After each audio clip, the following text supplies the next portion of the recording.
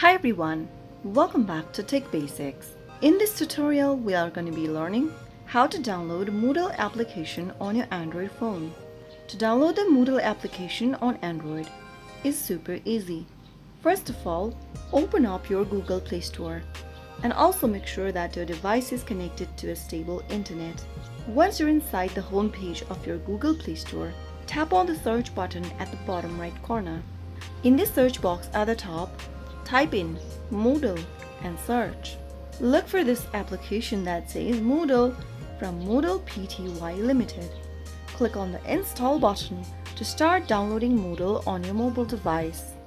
Wait for a couple of minutes until the app gets downloaded and you will be able to launch it open right from your Android phone in just a few minutes.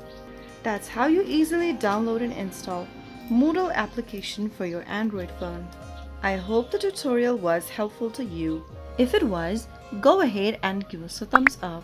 Don't forget to subscribe to our channel by hitting the subscribe button. Press on the bell icon so that you'll never miss another upcoming upload from us.